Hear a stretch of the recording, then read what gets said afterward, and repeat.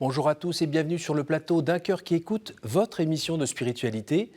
Et aujourd'hui, je vous invite à retrouver François Venn qui vient de publier « Ta blessure ouvre à la lumière ». Alger, Lourdes, Rome, Jérusalem, le chemin d'un homme aux éditions Renaissance Plomb, où on découvre un beau parcours avec le Seigneur qui gentiment est venu dans une faille mettre beaucoup d'engrais pour que ça fleurisse bien. Vous allez nous raconter cela dans un instant, puis on dira aussi quelques mots sur vos activités aujourd'hui à Rome. Juste avant, comme tout le monde, je vous invite à nous lire un extrait de texte de votre choix. Donc c'est un extrait d'un livre de François K. Saint-Géna-Trévidi, qui est un moine bénédictin, qui est aussi vaché.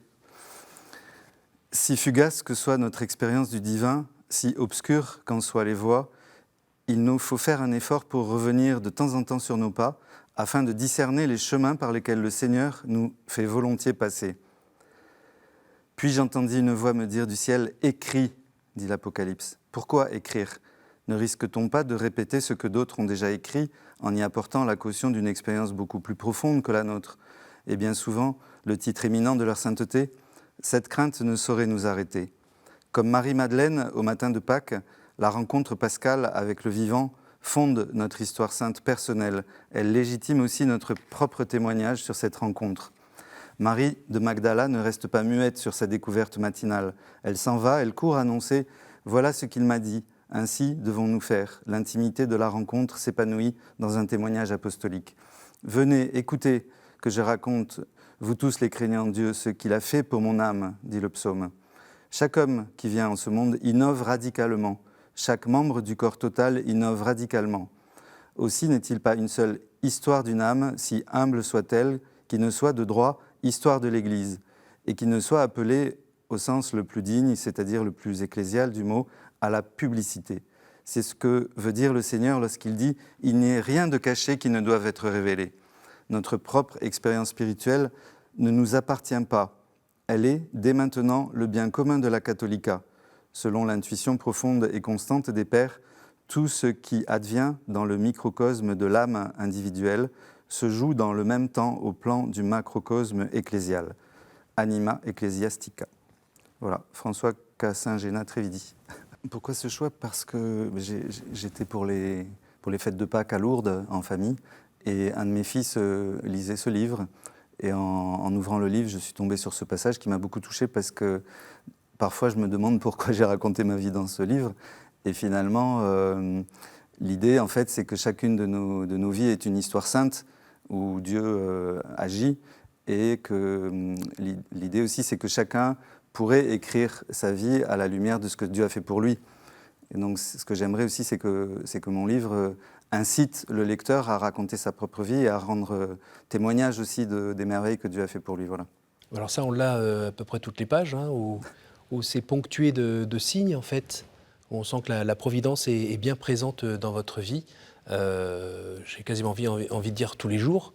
Elle est vraiment là à vous accompagner, ce qui évidemment n'empêche pas les combats, les épreuves, les temps de désert. D'ailleurs, ça a commencé assez tôt quand même, les épreuves. Vous êtes né dans l'ancienne Algérie française, à l'époque où c'était un bout de France, tout simplement. Et il y a eu un petit coup de tonnerre dans le ciel sur le plan politique, mais juste avant, sur le plan familial, c'était pas si simple que ça. Oui, en fait, je suis né en Algérie algérienne un mois après l'indépendance de l'Algérie, à Alger. Et les Européens étaient tous partis plus ou moins en juillet. Et ma maman était enceinte, elle n'était pas mariée. Et donc, elle ne savait pas où aller. Et elle a décidé de rester en Algérie. Et elle vivait avec ma grand-mère et ses deux sœurs. Et un épisode très beau, c'est que juste au moment, avant l'indépendance, ma grand-mère a entendu crier dans la rue d'Alger où on habitait, un musulman criait Rachid, Rachid, qui appelait son frère et qui avait été blessé. Donc elle est allée à son secours. Il avait reçu 7 balles dans le dos de l'OAS et donc elle l'a accompagné chez lui pour qu'il soit soigné, amené à l'hôpital, etc. Et elle est rentrée à la maison parce que c'était un moment un peu difficile de la situation. Et au matin de l'indépendance, en fait, c'est ce voisin qui n'était pas mort qui est venu sonner à la porte de la maison en disant « Je suis le chef FLN du quartier, ne partez pas, on n'oubliera jamais ce que vous avez fait pour nous, etc. » Et donc on a été protégée, si vous voulez, par le geste d'amour, de générosité de ma grand-mère, qui est allée vers ce musulman blessé, mais je veux dire, elle l'a fait par esprit de Humain, fraternité déjà. chrétienne aussi, quoi. Mhm. Et voilà, et après, quand elle était retournée prendre des nouvelles, les femmes de la famille de cet homme avaient dit « il est mort ».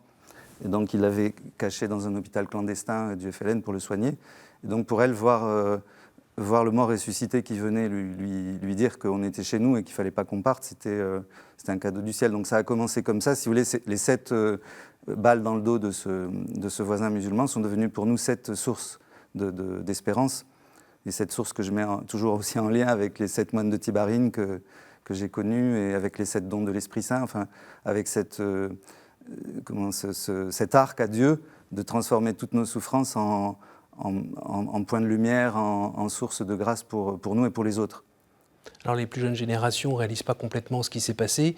Le côté pied noir, c'est une déchirure, c'est toujours une plaie saignante Non, pas du tout, parce que en fait, ça a été un cadeau aussi de pouvoir rester en Algérie après l'indépendance et de vivre cette fraternité avec nos amis musulmans dans cette petite église catholique d'Algérie qui est très fragile et très fraternelle.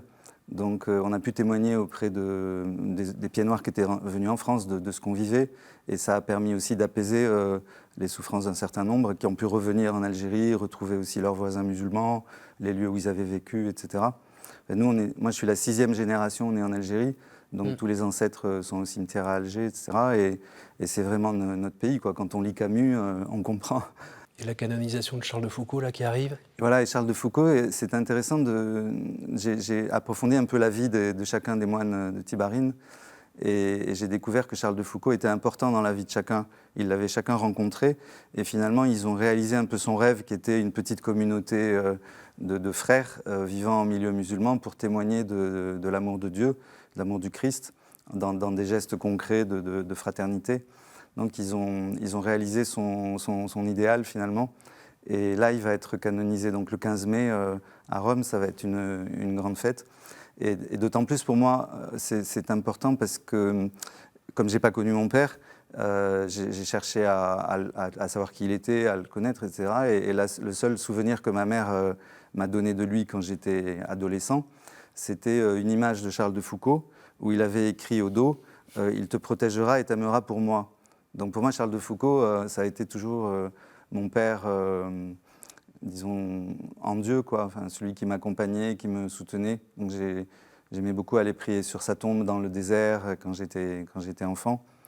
Et de voir qu'aujourd'hui, il est donné aussi en modèle, pareil, à toute l'Église. On sait que le pape François a offert la biographie de Charles de Foucault à tous les cardinaux et qu'il a donné un peu comme modèle, un peu comme Saint François qui a renouvelé l'Église en son temps. Oui. Je pense que Charles de Foucault peut renouveler l'Église aujourd'hui et nous aider à revenir à l'essentiel.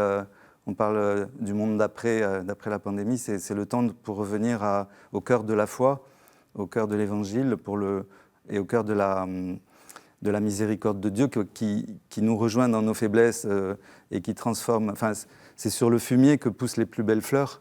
Et donc ça, une fois qu'on a compris ça, après, on n'a plus peur de tomber, quoi. On sait qu'il y a une main qui nous relève et qui nous aime et que ça sera comme ça jusqu'au bout. Et qu'au bout, il y a la Trinité. On est appelé à vivre au cœur de la Trinité, avec la Vierge Marie, avec tous les saints.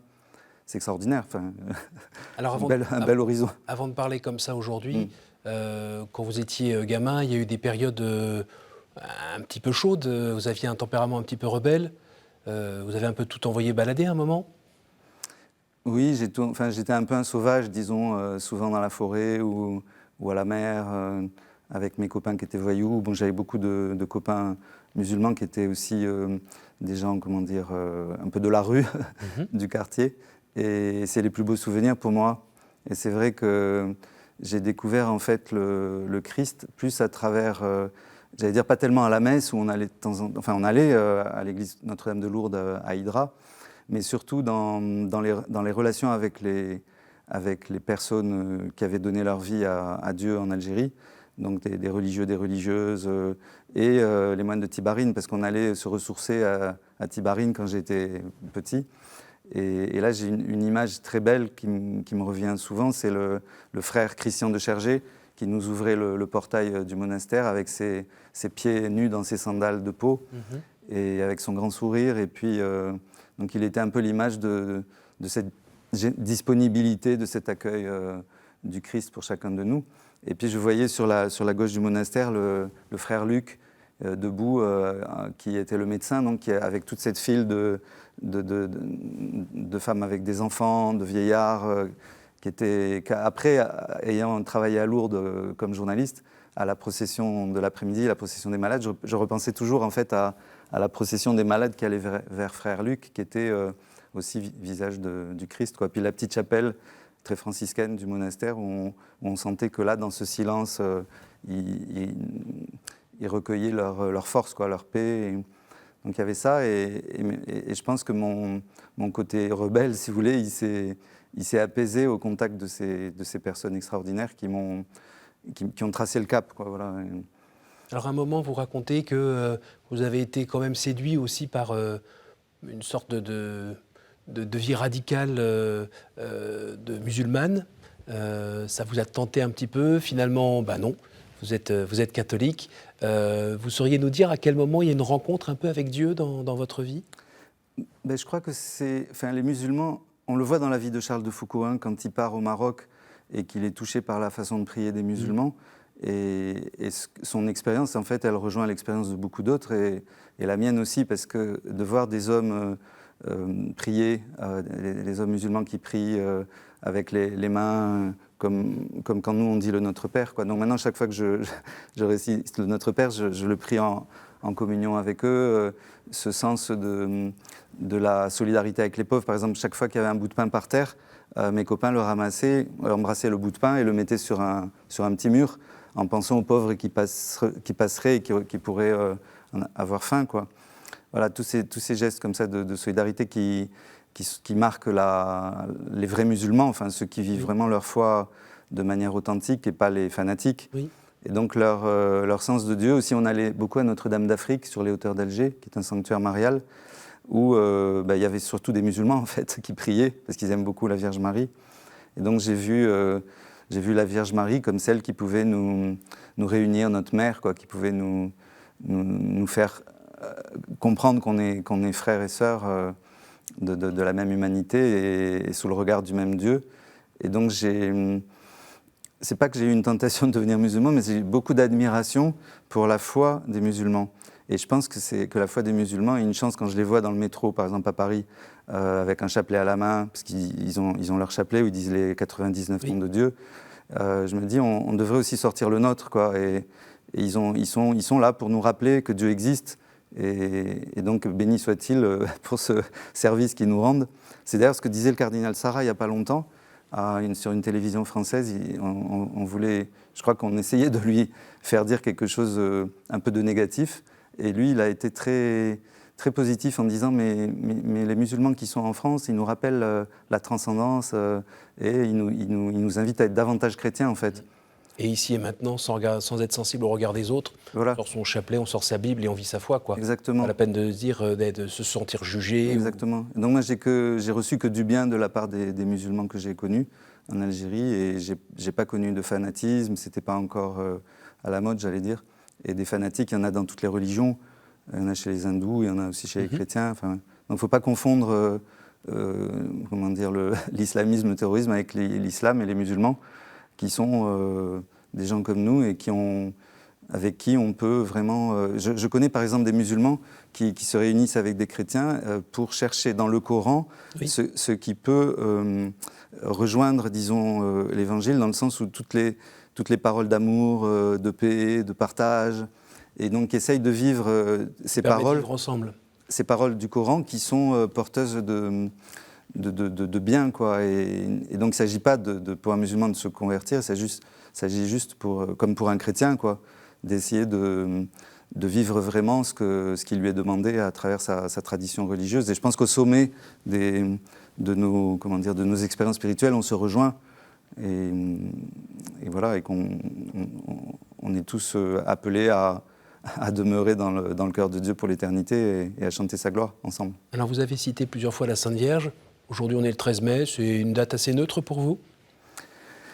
C'est une date très très importante dans ma vie. D'abord parce que c'est l'anniversaire des apparitions de Notre-Dame de Fatima, mais c'est aussi l'anniversaire d'un jour qui a marqué la guerre d'Algérie et qui a été très important dans ma famille parce que ça a été une sorte de rêve de fraternisation d'une Algérie française qui serait une Algérie pour tous, Oui. où chrétiens et musulmans pourraient vivre ensemble, fraternellement, etc. Alors c'est un rêve qui n'a pas pu se réaliser parce qu'il y a eu des implications politiques, etc. Mais c'est un rêve qui est resté, moi, dans mon cœur, même si je n'étais pas encore né, mais j'en ai entendu parler après. Et donc je me dis que sous le regard de Marie, on peut être tous des artisans de cette fraternité humaine dont parle beaucoup le pape François. Et Fratelli Tutti, et donc de voir aussi, par exemple, en France, moi je travaille à Rome, mais quand je viens en France, je vois qu'il y a beaucoup de personnes de confession musulmane qui habitent ici maintenant, et voir comment on pourrait porter des projets ensemble pour la défense de la vie, de sa conception à la mort naturelle, et de toute cette défense de la vie, on pourrait vraiment chercher ensemble comment s'y dédier, quoi, voilà. Et c'est ce que dit aussi le pape dans son encyclique Fratelli Tutti, quoi. Il parle de ça. Et puis dans la grande déclaration d'Abu Dhabi, que le pape a signée avec l'imam d'Al-Azhar, où il invite aussi à porter des projets sociopolitiques, chrétiens et musulmans, dans la ligne de cette défense de la vie qui est très menacée.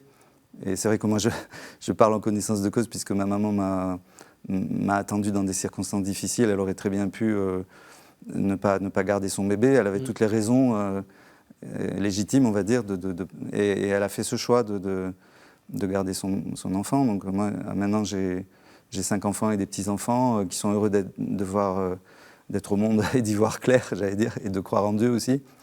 Donc défendons la vie ensemble, voilà. Est-ce que vous pouvez nous dire un mot aussi sur la paternité que vous vivez et dont vous avez quand même manqué quand vous étiez enfant, même si Dieu était là auprès de vous, mais... Je crois que quand on sait ce dont on a manqué, on a envie aussi de faire en sorte que les autres ne souffrent pas de ce manque-là. Et donc c'est vrai que j'ai tout fait pour être un bon papa. Et donc je me suis marié assez jeune, à 23 ans. Je suis arrivé à Lourdes comme journaliste, où je suis resté 26 ans au sanctuaire de Lourdes. Et les enfants ont grandi donc dans cette ambiance ici de fraternité à Lourdes, avec les pèlerinages du monde entier qui venaient, des témoins extraordinaires qu'on rencontrait souvent, qui venaient à notre table. Et je retrouvais aussi à Lourdes un peu cette dimension universelle que j'avais vécue dans l'église d'Algérie, où les chrétiens étaient souvent des gens qui venaient d'un peu partout, de Syrie, des Philippines d'ailleurs. Et donc j'ai voulu donner aussi à mes enfants ce que j'avais reçu. Et souvent je leur ai dit, moi le seul trésor que je veux vous transmettre, seul héritage, c'est la foi en Jésus-Christ. Et donc voilà, et on est très proches les uns des autres. Après, au niveau du couple, ça n'a pas fonctionné comme on aurait voulu. Et ça, c'est pas... hélas, c'est pas exceptionnel maintenant. Mais on a essayé de vivre notre séparation avec leur maman dans la foi. Et puis on a demandé à l'Église de vérifier si le sacrement était valide ou pas. On a eu la nullité de mariage pour pouvoir renaître et recommencer tout en se voulant du bien mutuellement. Voilà, on s'est aussi réconciliés tous les deux. On a vécu comme un peu un miracle de cette paix qu'on a retrouvée ensemble. Cette proximité avec Lourdes, vous n'aviez pas le choix. Oui, après, je pense que quand on essaye de marcher sur un chemin de lumière, on est pas mal attaqué aussi spirituellement. C'est normal que l'adversaire soit pas content. Oui. Il fait son boulot. Et donc, on prend des coups, mais avec cette confiance dans la miséricorde divine, comme je disais, chaque chute se retourne en quelque chose d'encore plus beau. Et donc, je bénis le Seigneur pour sa miséricorde qui nous fait renaître en permanence. C'est plein d'espérance. Et alors là, j'ai vu que maintenant, avec votre nouveau métier, vous êtes entouré d'hommes d'armes, des chevaliers. Oui, en fait, je me suis mis à disposition d'une institution pontificale depuis une dizaine d'années qui s'appelle l'Ordre du Saint-Sépulcre de Jérusalem et qui œuvre, disons, au nom du pape le pape a été longtemps le grand maître de cet ordre jusqu'à Pie XII, et ensuite il a délégué un cardinal, qui est le grand maître donc, et l'institution a comme mission de soutenir le patriarcat latin de Jérusalem, c'est-à-dire en fait le diocèse de Terre Sainte, de Jordanie, Palestine, Israël et Chypre, donc l'église mère de Jérusalem. Oui. Oh, c'est une maman d'un certain âge, on va dire, dans l'histoire de l'église, quoi. C'est vraiment notre mère. Et je crois qu'en tant que famille, famille-église, on a le devoir de soutenir la maman âgée qui porte aussi la mémoire. Et c'est ce qu'on fait. Donc les 30 000 membres, hommes et femmes, des Philippines au Brésil et de la Norvège à l'Afrique du Sud, vivent une vie communautaire, ils prient ensemble pour la Terre Sainte, pour la paix en Terre Sainte, etc. Ils font des donations, ils vont en pèlerinage, et on aide donc ce diocèse de Jérusalem à vivre et à témoigner de toutes les grâces que Jésus veut encore nous donner à travers ces lieux saints, le Saint-Sépulcre, qui est vraiment, c'est le premier sanctuaire au monde, le plus important, et celui où chacun de nous peut faire l'expérience de la Renaissance à travers les grâces de la Passion de Jésus. Alors, et les membres sont aussi ceux qui entourent la couronne d'épines Oui, alors en France, disons qu'il y a des lieutenances, c'est-à-dire des sortes de délégations, si vous voulez, dans chaque pays, qu'on appelle lieutenances. Et en France, les chevaliers et dames sont assez nombreux, et ils ont une mission particulière par rapport à la couronne d'épines du Christ que Saint Louis avait ramenée, et qu'on peut vénérer aussi à la Sainte-Chapelle à Paris. C'est Saint-Germain-l'Auxerrois. Oui. Et la Sainte-Chapelle a été construite pour accueillir la couronne d'épines, et c'est vraiment un joyau. Moi, j'invite ceux qui ne sont jamais allés à y aller, surtout à l'étage, parce qu'on a vraiment l'impression d'être dans le cockpit de la Trinité. Vous le racontez bien aussi. Oui. Et donc cette couronne d'épines, oui, qui nous rappelle à quel point Jésus a souffert pour nous, et à quel point nous, on peut unir nos souffrances aux siennes pour ne jamais nous laisser abattre et pour toujours continuer à aimer sans nous décourager. On arrive au moment des questions. Ah. Faut que je les lunettes. Oui. Je vais vous demander successivement de tirer 3 cartes. Allez-y. Hop. Je la lis fort ? Oui. Donc, quelle est la dernière fois où vous avez reconnu l'action du Christ dans votre vie ? Oula, et je crois que c'est quand je me suis confessé à Lourdes pour Pâques, en fait. Et j'allais à la grotte et j'ai vu un prêtre en robe blanche dans la chapelle des confessions. Je suis allé le saluer et je me suis confessé. C'était pas prévu au programme. Et j'ai reçu vraiment une grande paix, une grande joie. Et je me dis qu'on devrait y aller plus souvent, se réconcilier avec Dieu.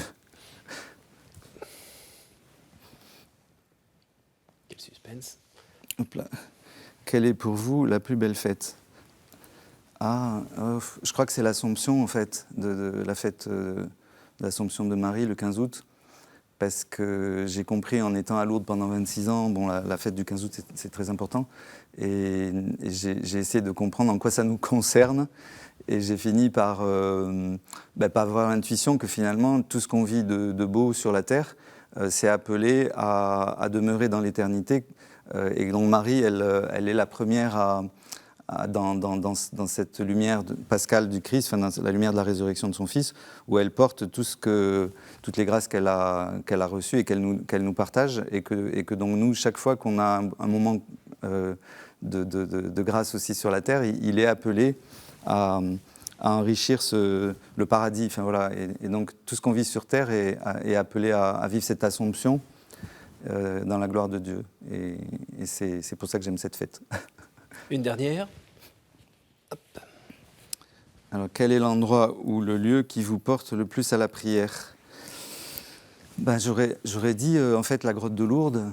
Pendant longtemps, j'aurais dit ça. Et c'est vrai, parce que c'est une face nord qui ne voit jamais le soleil, la grotte de Lourdes, et où la lumière a brillé. Donc, comme une invitation pour nous à voir dans tous les moments de ténèbres ou de difficultés, de désespoir, etc., d'accueillir cette lumière qui vient de la prière et qui vient de Dieu et qui vient éclairer la grotte de notre cœur, finalement.